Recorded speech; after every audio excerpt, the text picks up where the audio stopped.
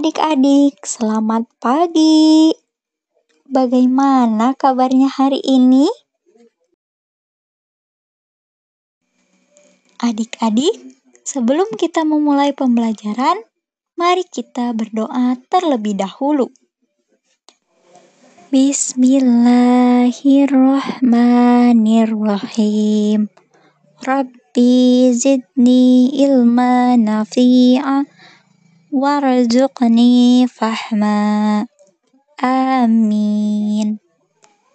Oke adik-adik, untuk pembelajaran hari ini yaitu mengenai kepemimpinan Abu Bakar As-Siddiq.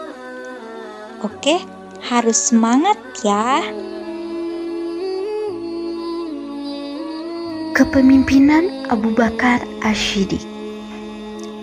Khulafaur Rasyidin adalah kepemimpinan umat Islam setelah Nabi Muhammad Sallallahu Alaihi Wasallam wafat, yaitu pada masa pemerintahan Abu Bakar, Umar bin Khattab, Utsman bin Affan, dan Ali bin Abi Thalib, di mana sistem pemerintahan yang diterapkan adalah pemerintahan yang demokratis.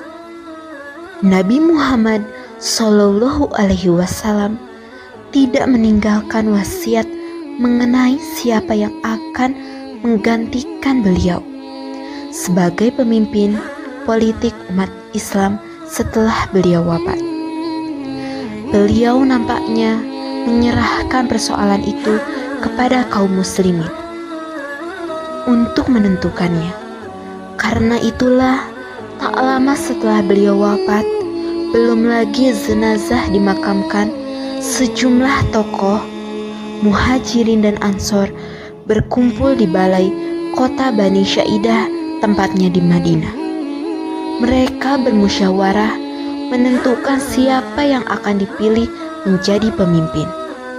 Musyawarah itu berjalan cukup lama, sebab masing-masing pihak, baik pihak Muhajirin ataupun Ansor, sama-sama berhak menjadi pemimpin umat Islam.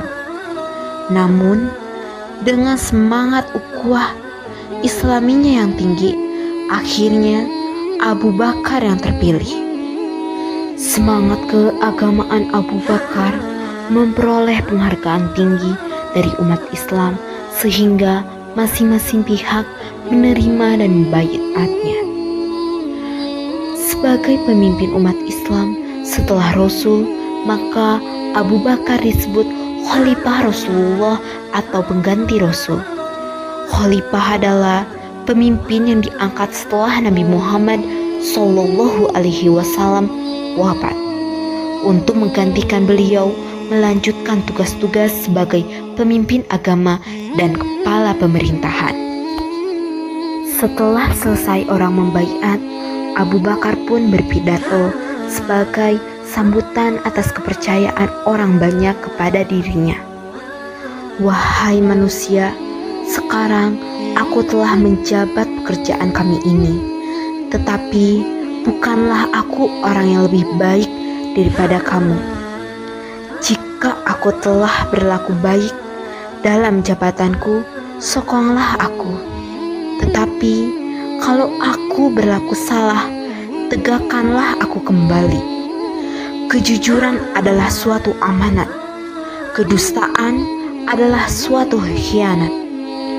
Orang yang kuat di antara kamu pada sisiku hanyalah lemah, sehingga hak selimah aku ditarik daripadanya. Orang yang lemah di sisimu pada sisiku kuat, sehingga akan kuambilkan daripada si kuat akan haknya. Insya Allah, janganlah kalian suka menghentikan jihad itu yang tak akan ditempa kehinaan. Taatlah kepadaku selama aku taat kepada Allah dan Rasul-Nya. Tetapi kalau aku melanggar perintahnya, tidak usahlah kalian taat dan ikut aku lagi. Berdirilah sembahyang, semoga rahmat Allah meliputi kamu. Pemerintahan Abu Bakar adalah pemerintahan pertama yang mengorbankan peperangan dan mempersenjatai bela tentara untuk membela hak-hak kaum kafir yang lemah. Dalam hal ini, Abu Bakar sangat dikenal dengan sebuah ungkapannya sekaligus yang menjadi komitmennya. Demi Allah, jika mereka tidak mau membayar zakat dan harta yang mampu mereka bayar, padahal dahulu mereka membayarkannya kepada Rasulullah Shallallahu Alaihi Wasallam, maka niscaya akan memerangi mereka.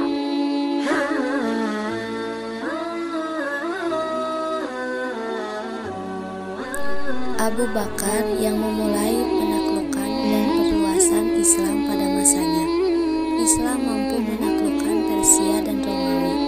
Bahkan beliau meninggal pada saat Perang Yarmouk melawan Imperium Romawi. Dalam setiap peperangan yang diperintahkan beliau adalah selalu menanamkan nilai-nilai etika yang berdasarkan Al-Quran dan As-Sunnah. Beliau mewasiatkan pada kaum muslimin, janganlah sekali-kali membunuh pendeta, biarlah mereka melaksanakan peribadatan sesuai keyakinan mereka. Abu Bakar menjadi khalifah selama 2 tahun. Pada tahun 634 Masehi, beliau meninggal dunia. Masa sesingkat itu habis untuk menyelesaikan persoalan dalam negeri, terutama tantangan yang ditimbulkan oleh suku-suku bangsa Arab yang tidak mau tunduk patuh kepada pemerintahan Madinah.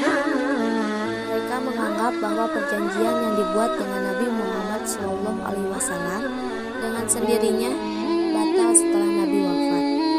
Oleh karena itu, mereka menentang Abu Bakar As-Siddiq karena sikap keras kepala dan penentangan mereka yang dapat membahayakan agama dan pemerintahan.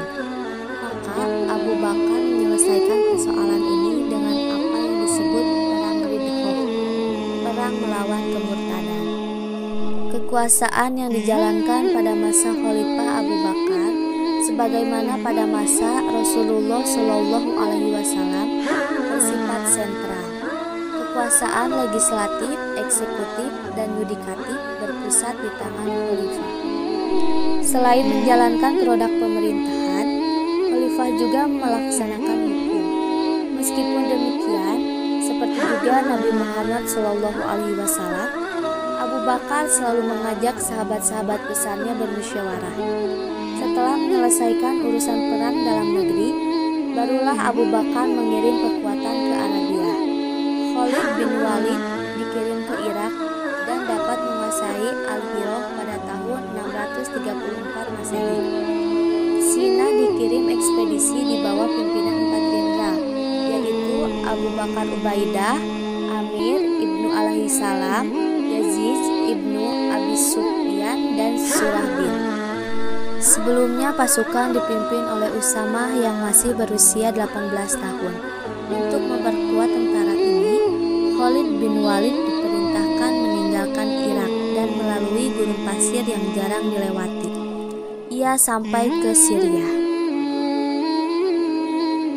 Abu Bakar meninggal dunia, sementara barisan depan pasukan Islam sedang mengancam Palestina, Irak, dan kerajaan Giro. Beliau diganti oleh tangan kanannya Umar bin Khattab. Ketika Abu Bakar sakit dan merasa ajalnya sudah dekat, dia bermusyawarah dengan para pemuka sahabat, lalu mengangkat Umar sebagai penggantinya dengan maksud untuk mencegah kemungkinan terjadinya perselisihan dan perpecahan di kalangan umat Islam. Kebijaksanaan Abu Bakar itu ternyata diterima oleh masyarakat yang segera secara beramai-ramai membaiat Umar. Umar menyebut dirinya Khalifah Rasulullah, pengganti dari Rasulullah. Abu Bakar As-Siddiq juga berperan dalam pelestarian teks-teks tertulis Al-Quran. Dikatakan bahwa setelah kemenangan yang sangat sulit saat melawan Musailamah dalam Perang Ridho, banyak penghafal Al-Quran yang ikut tewas dalam pertempuran. Abu Bakar As-Siddiq meminta Umar bin Khattab untuk mengumpulkan koleksi dari Al-Quran. Setelah lengkap koleksi ini yang dikumpulkan dari penghafal Al-Quran dan tulisan-tulisan yang terdapat pada media tulis seperti tulang, kulit, dan lain sebagainya oleh sebuah tim yang diketuai oleh sahabat Zaid bin Sabit, lalu disimpan oleh Hafsah, anak dari Umar bin Khattab, juga istri dari Nabi Muhammad SAW. Kemudian pada masa pemerintahan Utsman bin Affan, koleksi itu menjadi dasar penulisan teks Al-Quran hingga dikenal hingga saat ini.